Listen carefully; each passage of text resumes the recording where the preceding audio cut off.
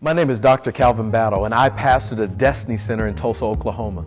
I was offered the privilege and the honor to travel to Israel, a debt I could never repay because, really, what does it cost to change a man's life?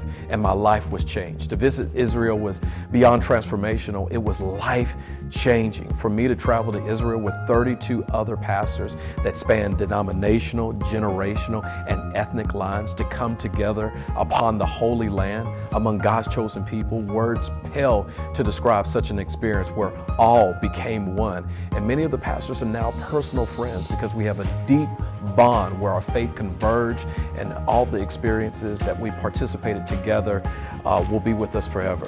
We prayed together, we cried together, we sang together, some better than others, to name a few highlights.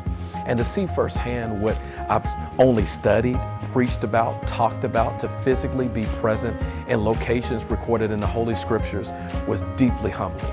To reconcile the truth of the Scriptures with archaeology, to be just inches and feet away from archaeological findings that support the veracity of the Word of God. The team that was arranged to guide us was second to none. They had a depth of knowledge that satisfied some of the more scholarly minds on our trip and were gracious enough to answer any question presented.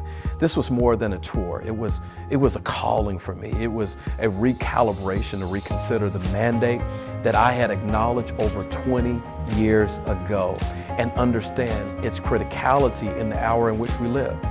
The presenters that briefed us in real time brought context to the urgency to not only pray for Israel as the Scriptures command, but to understand the moral obligation to be a voice of truth, dispelling the lies and the narrative that come against this land and its people. As a result, I believe I'm more empowered as an advocate and as a pastor to inform and empower my congregation and those that I dialogue with and those within the sphere of my influence. You can only defend something so well that you know so little. We were under the incomparable leadership of a man by the name of Lyndon Allen. And at the beginning of this trip, he said something that was very profound. He said each person would have a moment where this journey will become real. Boy, was he right. Mine was upon Mount Scopus, the mount of spectators that translates to. And to look at the Dome of the Rock and the landscape of Jerusalem, I broke. I wasn't just looking at history anymore, I was looking at destiny. And I could only imagine as Jesus wept over Jerusalem, what he saw, what he thought, what he might have felt. To traverse the steps of Jesus, to partake in the Shabbat, to visit the security wall, to hear from and pray for IDF soldiers, and to pray at the Western Wall, which by the way belongs to Israel. This trip was power-packed.